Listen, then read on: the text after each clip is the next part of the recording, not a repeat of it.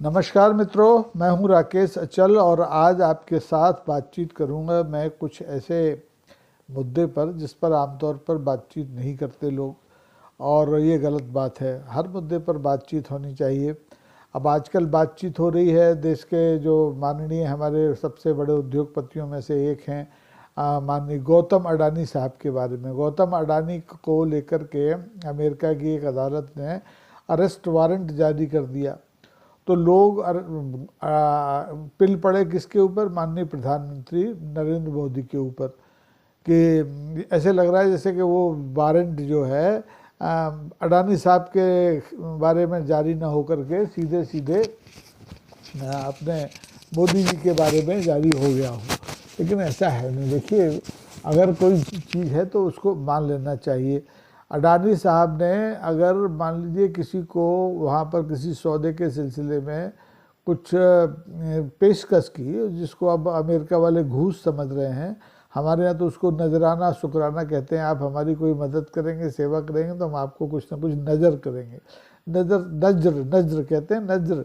ये मुगलिया सल्तनत में बहुत चलता था, लोग नजर करते थे, हीरे मोती जवाहरात, और कुछ लोग तो जाने क्या क्या। तो ये अडानी साहब ने भी किया होगा, और अडानी साहब की इस कोशिश को अमेरिका ने गंभीरता से ले लिया और उनके खिलाफ मुकदमा कायम कर दिया, आरोप पत्र तय कर दिए और गिरफ्तारी वारंट जारी कर दिया।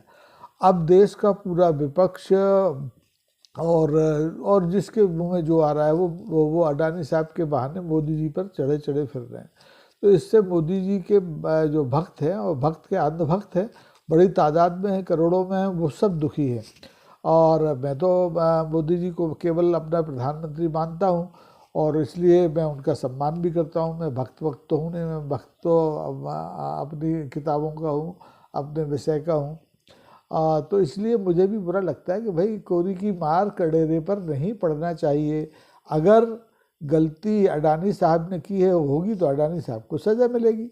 आप लोग मोदी जी पे क्यों चढ़ रहे हो? मोदी जी ने तो कोई पेशकश की नहीं घूस देने की।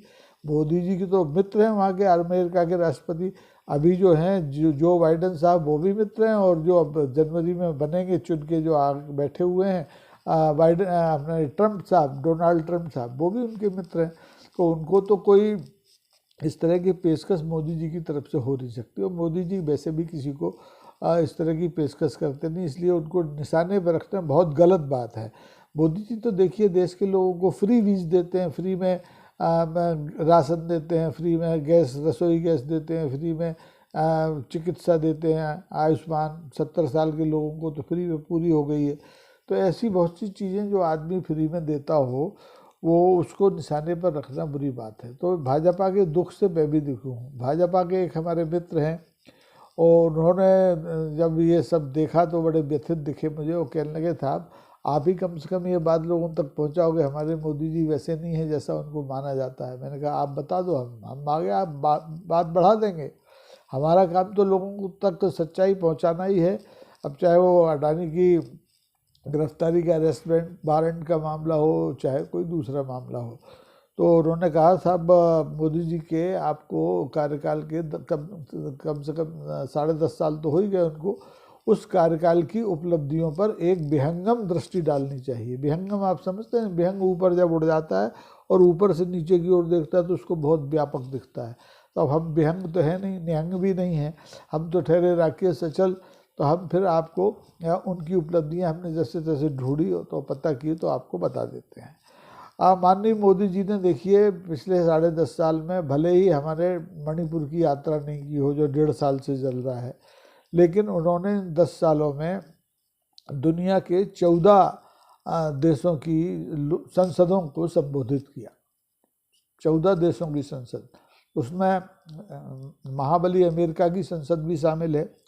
उन्होंने ऑस्ट्रेलिया की संसद को संबोधित किया, ब्रिटेन की संसद को संबोधित किया, Fiji, Mauritius, Uganda, Nepal, Bhutan, Sri Lanka, Mongolia, Maldives, यहाँ तक कि अफ़गानिस्तान की संसद को भी संबोधित किया। ये सौभाग्य बहुत कम लोगों को मिलता है, और इतनी मेहनत से वो जाके इन संसदों में अपना प्रवचन देते हैं।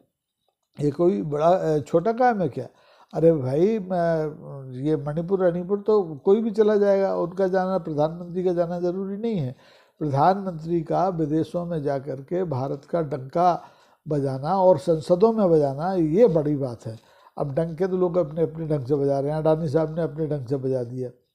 उन्होंने पेशकश कर दी कि लो भाई 200-250 मिलियन डॉलर हमसे सेवा शुल्क ले लेना और हमको एक बड़ा प्रोजेक्ट दे देना जिससे हम भी 16-17 हज़ार बिलियन डॉलर कमा लें। लेकिन अब रोटी पकी नहीं और पोल खुल गई, और पोल नहीं खुल गई बल्कि ये ब्रीच ऑफ कॉन्ट्रैक्ट हो गया। जिस आदमी को पेशकश की गई उस आदमी ने कुछ गड़बड़ की, उस एजेंसी ने कुछ गड़बड़ की और मामला अदालत तक पहुंच गया। बहरहाल, तो जैसा कि मैंने आपको बताया कि मोदी जी ने पिछले 10 साल में कम से कम 14 देशों की संसदों को संबोधित किया। और इतना ही नहीं, इन 10-10.5 साल में उन्होंने दुनिया के 19 देशों के राष्ट्रीय जो अलंकरण होते हैं, जो सम्मान होते हैं, वो भी हासिल किए। ये भी छोटी मोटी बात नहीं है। अगर आज के, जब ये सम्मान आज से करीबन 70-80 साल पहले गुलाम भारत में किसी राजा महाराजा को मिले होते तो वो अपने छाती पे इन तमगो लटकाए लटकाए घूमता। लेकिन मोदी जी ऐसा नहीं करते, सम्मान लाते हैं और धर देते हैं, और वो उसी दिन फोटो वोटो छपते हैं, उसके बाद सब बंद हो जाता है। अब देखिए, मोदी जी की लोकप्रियता का अंदाज़ा आप इस बात से लगा सकते हैं कि मोदी जी को, जैसे महाबली रूस है, उसने अपना सबसे बड़ा सम्मान दिया पुतिन साहब के हाथों से। बड़ा अच्छा चमकीला सम्मान, मैंने भी देखे थे वो फोटो। तो रूस भी दे रहा है, गुआना भी दे रहा है, छोटा सा देश है, अफ्रीकी देश है। अफ़गानिस्तान भी दे रहा है उनको नागरिक सम्मान, इजराइल ने भी दे दिया, फिलिस्तीन ने भी दे दिया, सऊदी अरब तो देगा ही देगा, और यूएई, वो भी मुस्लिम राष्ट्र है। फिर भी भले ही आप मोदी जी पर बहुत अल्पसंख्यक विरोधी होने का आरोप लगाएं, लेकिन फिलिस्तीन ने, ये यूएई ने भी दिया, सऊदी अरब ने भी अपना सबसे बड़ा राष्ट्रीय सम्मान हमारे माननीय मोदी जी को दे दिया। मालदीव ने दिया, बहरीन ने दिया। अब ये भी तो मुस्लिम राष्ट्र हैं, लेकिन ये मोदी जी का सम्मान कर रहे हैं, और भारत में लोग उनका सम्मान करते नहीं, कहते हैं कि ये तो मुस्लिम विरोधी आदमी है। अमेरिका ने दिया उनको, भूटान ने दिया उनको, अरे और तो और ये फिजी ने दिया, छोटा सा देश है। पापुआ न्यू गिनी, छोटा सा देश है अफ्रीकी का, उसने अपना सबसे बड़ा सम्मान मोदी जी को दिया। मिस्र ने दिया, फ्रांस ने दिया, ग्रीस ने दिया, नाइजीरिया ने दिया, और तो और बारबोडास, एक छोटा सा टापू जैसा देश है, उसने दिया। और अभी अभी मोदी जी महाराष्ट्र का और झारखंड का विधानसभा चुनाव प्रचार से फारिग होके गए थे विदेश, तो वहाँ पर डोमिनिका जैसे एक छोटा सा राष्ट्र है, बड़ा द्वीपों वाला राष्ट्र है, उसने भी अपना नागरिक सम्मान माननीय मोदी जी को दिया। जब मोदी जी के सीने पर, 56 इंच के सीने पर इतने सम्मान, इतने तमगे टंगे हैं, तो आप भारत के लोग उनका सम्मान क्यों नहीं करते? क्यों उन पर लगातार उंगली उठाते रहते हो कि ये अडानी ए से मिले हैं, अंबानी बी से मिले हैं? अरे मिले हैं तो मिले हैं, देश चलाना है, देश चलाने के लिए उद्योगपतियों से ही तो मिलेंगे, कोई उन 85 करोड़ लोगों से तो नहीं मिलेंगे जिनके पास खाने को नहीं है, उल्टा उनको देना पड़ रहा है। तो मैं तो इस मामले में माननीय मोदी जी का मुरीद हूँ कि जितनी मेहनत उन्होंने देश के भीतर नहीं की, उससे ज़्यादा मेहनत देश के बाहर की, भारत का डंका बजाने में, और उसका प्रतिफल मिला। प्रतिफल ये मिला कि वो 10 देशों की संसद में एक बार नहीं, 2 बार बोल के आए हैं।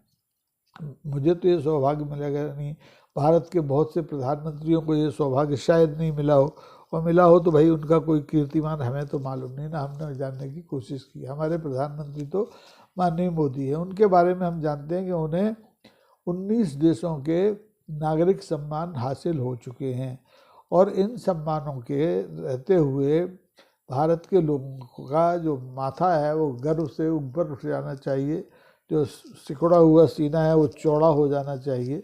आप किसी प्रधानमंत्री से और क्या अपेक्षा करते हैं? आप बार बार सांप्रदायिकता की बात करते हैं, बार बार मणिपुर को घसीट लाते हैं, बार बार किसानों के उत्पीड़न की बात करते हैं। अरे ये सब तो चलता रहता है, सत्ता प्रतिष्ठान में जो भी बैठता है उसको ऐसी समस्याओं का सामना करना पड़ता है। कभी किसान नाराज़ हो जाते हैं, कभी नौजवान नाराज़ हो जाते हैं, कभी बेरोजगार युवक नाराज़ हो जाते हैं, कभी फौजी नाराज़ हो जाते हैं।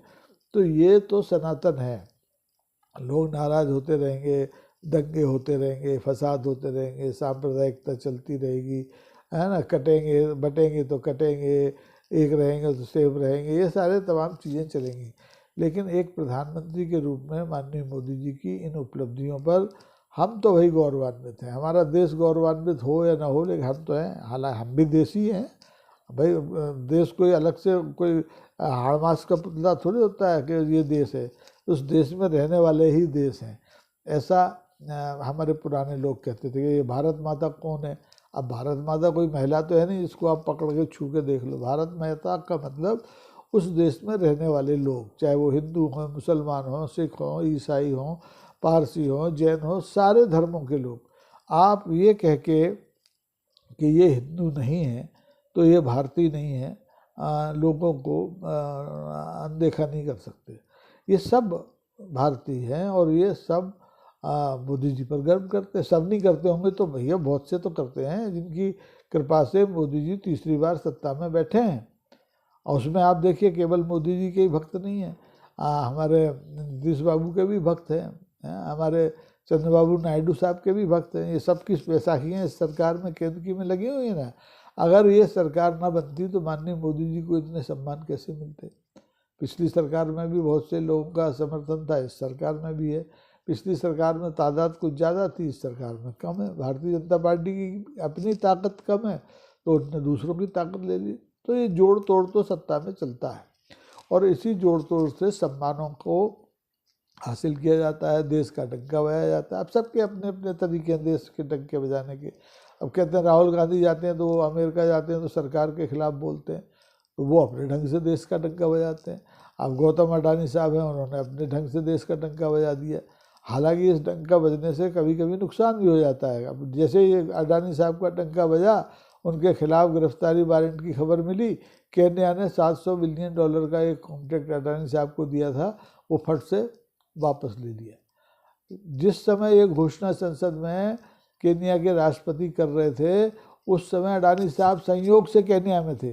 उन्हें उस ज़माने में भी जैसे हमारे यहाँ जेड प्लस सुरक्षा होती है, जैसे भागवत साहब को मिली है और कई लोगों को मिली है, ऐसी विशेष सुरक्षा हमारे अडानी साहब को भी वहाँ मिली हुई थी केन्या में।